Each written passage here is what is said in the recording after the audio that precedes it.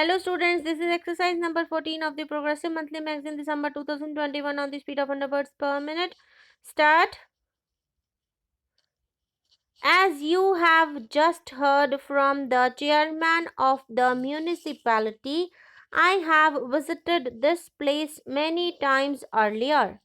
The first time that I came here, I think, was 25 years ago, and now that I have come again, this past quarter of a century passes before my eyes. I see how, after a long struggle, we achieved freedom and independence, and how since then we have engaged ourselves in an even more difficult struggle, the struggle to achieve economic well being and higher standards for all our people. Everyone will agree with that objective of economic well being. Why then do we differ in many ways? Why are there various parties?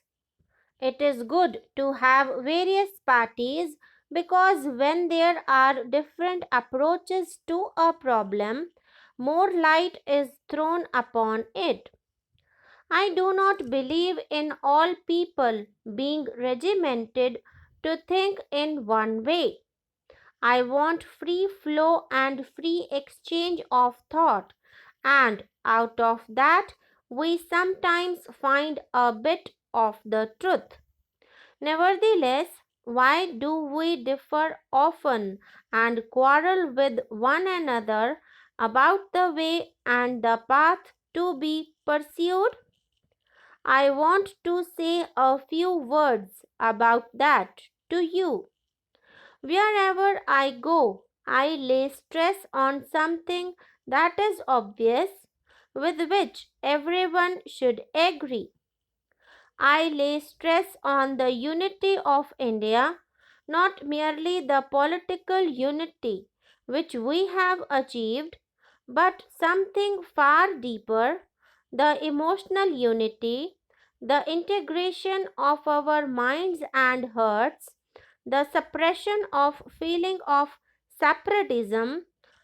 While all people agree about the unity of India, there are many people and even some parties that act in a way which can only result in breaking the unity of India. Why they do so, I do not know.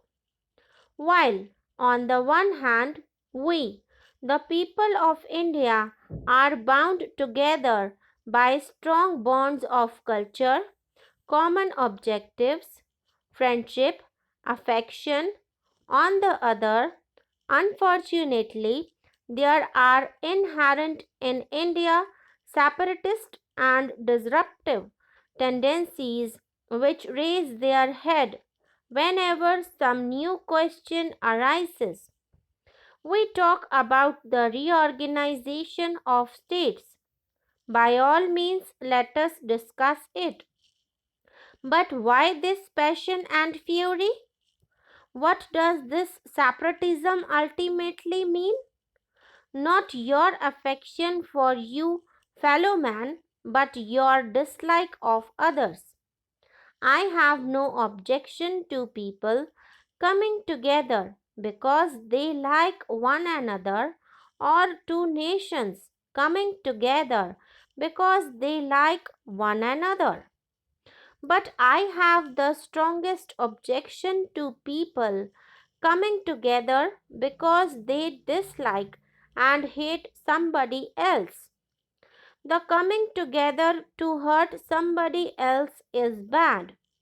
That is why, in the international field, we are against these military alliances, which are not the coming together of people who like one another, but are meant to be aimed against another country or group of countries.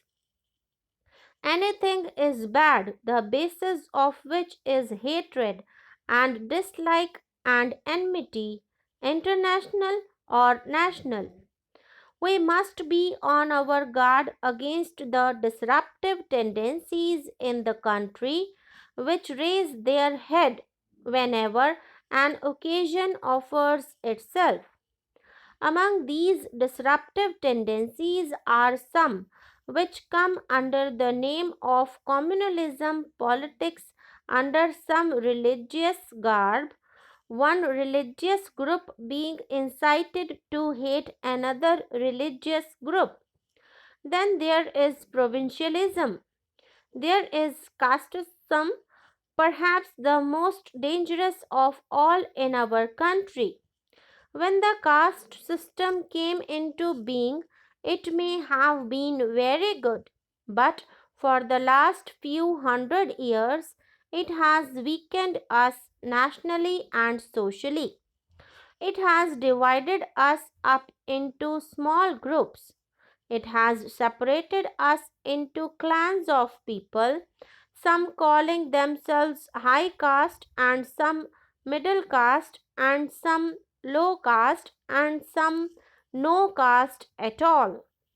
And so we have this inequality persisting, one group being exploited by another. I think that was the main reason for Indians' weakness and India's downfall. We have before us all these lessons of history. We have seen how repeatedly, in spite of our many virtues and our great abilities, we have fallen in the race of the nations, and because of this lack of unity amongst us, the entire community of India has been separated into castes and creeds which do not pull together. Therefore, I lay stress everywhere on the unity of India and on our need to fight communalism, provincialism, and casteism. So far as I am concerned, and I hope so far as you are concerned, there is no division between North and South and East and West of India.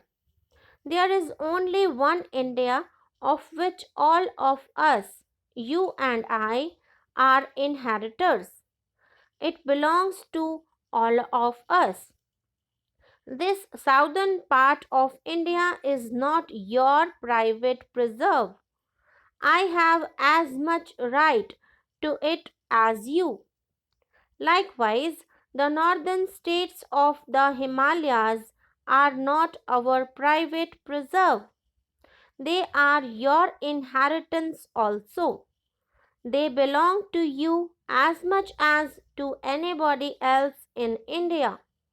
So, the whole of India from the north to the south is the common heritage of every Indian, and all India's history is our common heritage for all purposes.